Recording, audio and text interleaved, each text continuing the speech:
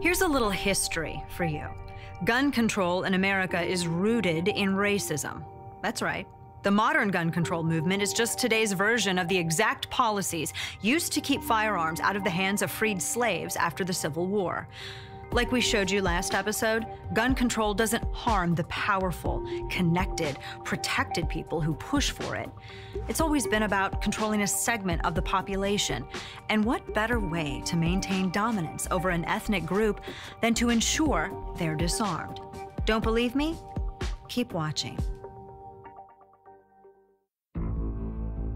Gun control has absolutely nothing to do ideologically with the control of firearms.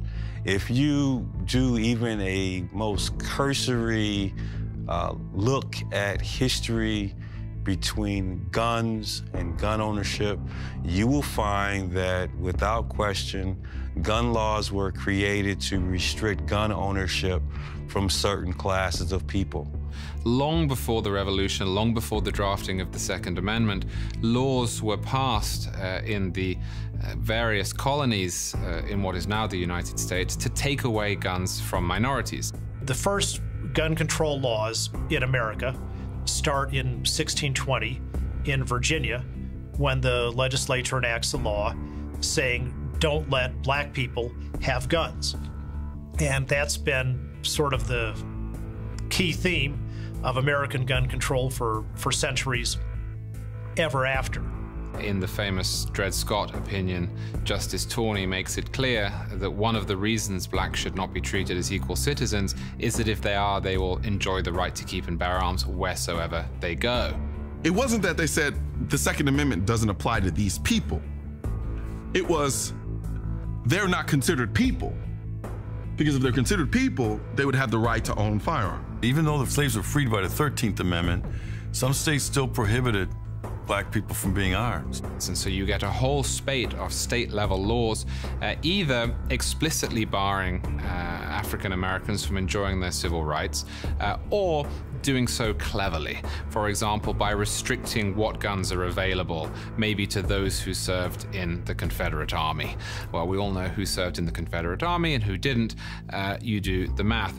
It was designed as a tool, in the words that they used, to prevent any reprisals against former slave owners. You know, America's first domestic terrorist organization was the Ku Klux Klan. And individuals who were probably local government officials who would ride on horses throughout the black community to discourage people from not only owning firearms, but from also engaging in other civic duties such as voting.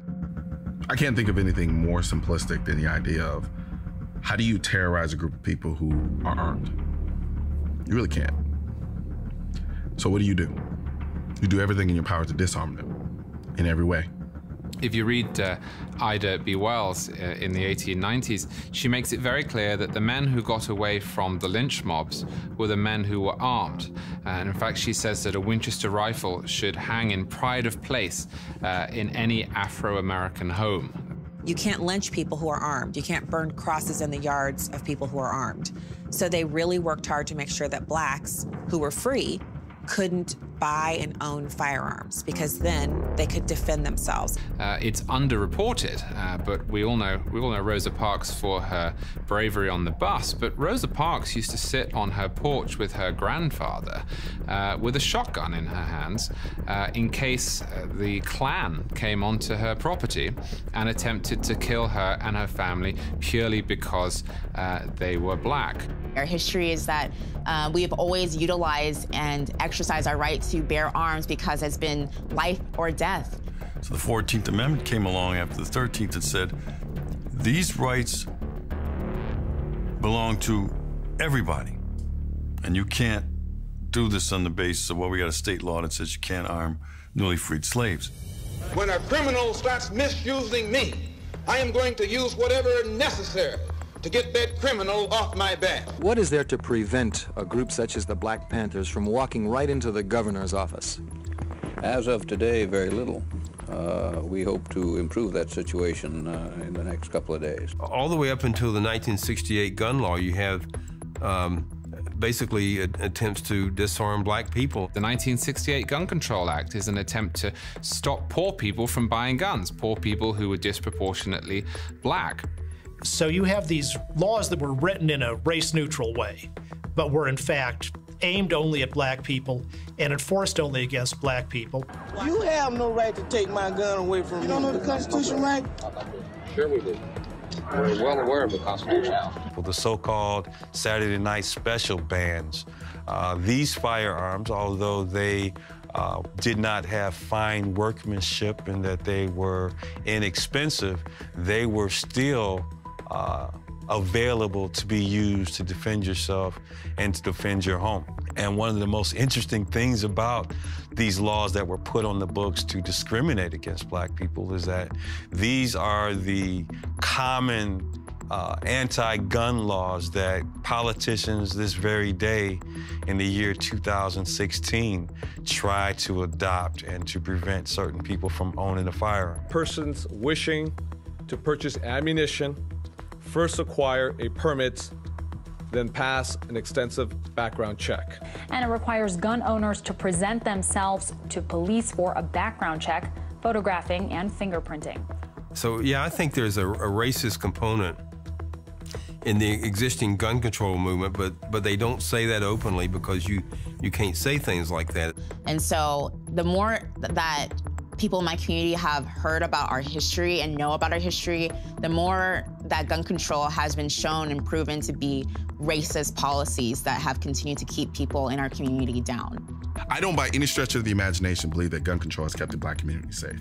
And the reason why I don't believe that is the same reason why I don't think gun control has kept the white community safe. It just doesn't keep anyone safe. If I'm a single parent mother and I can't afford a car, I have to take the bus. Not only that, I have to work 2 jobs, so I'm coming home late at night, 2, 3 o'clock in the morning by myself. I'm getting paid in cash. People know I'm getting paid in cash. So now I have to get on the bus and then have to get off the bus at 2 or 3 o'clock in the morning and then walk home in a bad, shitty neighborhood, knowing that people know that I have cash on me? Come on, man. There's a reason why in Chicago now we're seeing a record number of minorities inside the most violent neighborhoods applying for their concealed carry permits to finally try and put an end to criminals running their streets. Why would you limit someone's ability to protect themselves in that environment? I just don't get it. In 2010, when the Second Amendment was finally incorporated to the states, as was the intention of the 14th Amendment in the mid-1860s, it was a black man, Otis McDonald, who brought the case. There were so many people in the city, so many people in the state that's being victimized by gun laws that only apply to the law-abiding citizens. How can that be right? It can't be right. Great guy. I consider him one of my personal heroes. You know, someone who lived in an urban environment. In his case, we're talking about the city of Chicago. You know, he's been there for a while and was a fixture. And he just realized that it was not safe. McDonald says his neighborhood has changed, more crime. He's been broken into 3 times, and he's long since concluded that the gun ban is a bust.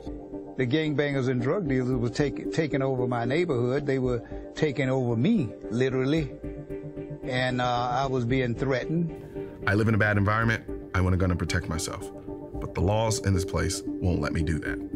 And he had to fight Lisa Madigan and everybody else in Chicago for that right to do it. He's a civil rights hero, and he gets none of the accolades for being such. Like, we had to go to court for that. Like, we had to go to the Supreme Court to let somebody own a gun in their own house to protect themselves because they live in a bad environment. That had to go all the way to the Supreme Court. Where in the world does that make any sense? The racist roots of gun control have been so well hidden by the mass media and public education system that you've probably never heard any of that before. But it's the truth. The tender-hearted do-gooders of the contemporary movement are still serving that same racist end. This isn't a minor, uncomfortable truth about American gun control. It's the one fact that discredits the movement entirely.